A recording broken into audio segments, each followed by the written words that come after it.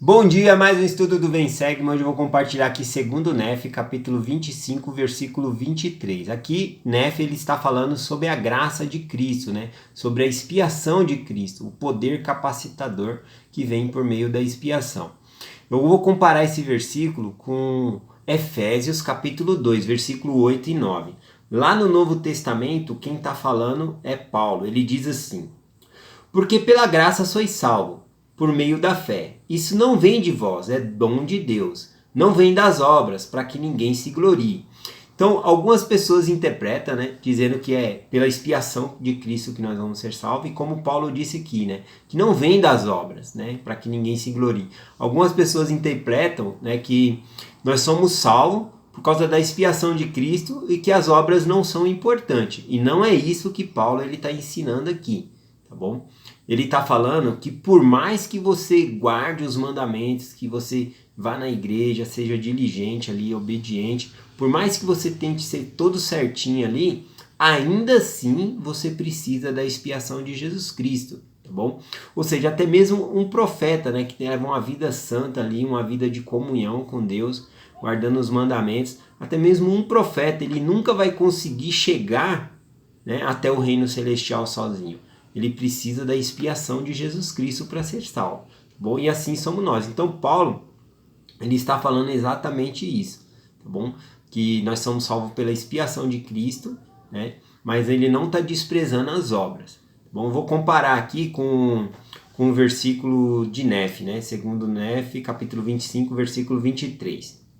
Pois trabalhamos diligentemente para escrever, a fim de persuadir nossos filhos e também nossos irmãos a acreditarem em Cristo e a reconciliar-se com Deus. Pois sabemos que é pela graça que somos salvos, depois de tudo que pudermos fazer.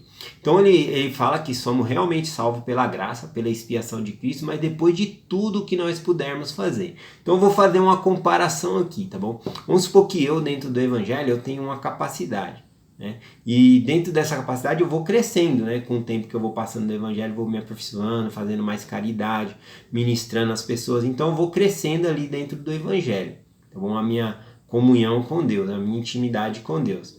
E aí eu vejo outro irmão, né, que está no mesmo caminho que eu na igreja, né, e ele faz ali metade da administração, não faz às vezes noite familiar, não faz a mesma coisa que eu estou fazendo, né?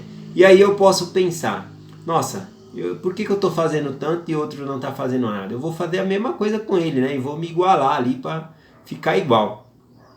Porém, nós não devemos nos comparar com outras pessoas, até porque a capacidade de uma pessoa é diferente da outra, tá bom? Então eu só estou dando esse exemplo para explicar como vai funcionar a expiação de Jesus Cristo.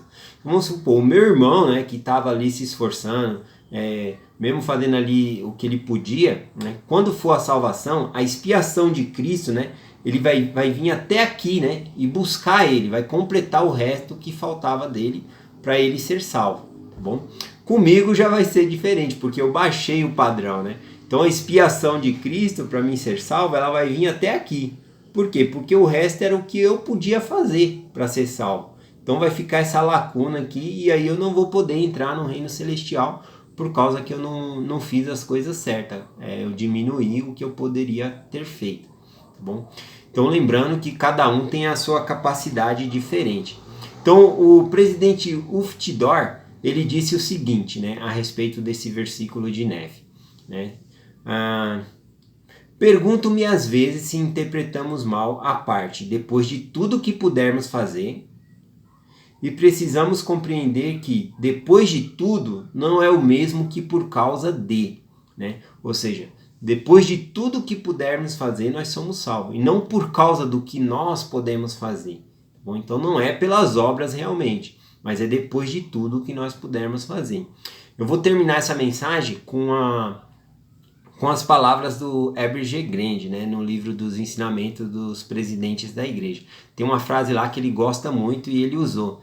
Eu vou usar a mesma. Ele disse assim: aquilo que persistimos em fazer torna-se fácil de realizar. Não que a natureza da tarefa mude, mas a nossa capacidade aumenta.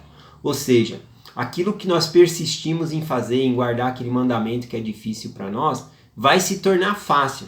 Não porque aquele mandamento ele se tornou mais fácil, mas a nossa capacidade, né, o dom que tem em nós de Deus de se tornar divino, nossa capacidade vai aumentando. Então aquelas coisas que são difíceis no começo no evangelho para nós, vai se tornar fácil, né? E então a gente tem a obrigação dentro do evangelho de ir progredindo, tá bom? Então eu só gostaria de deixar essa mensagem e o meu testemunho em nome de Jesus Cristo. Amém.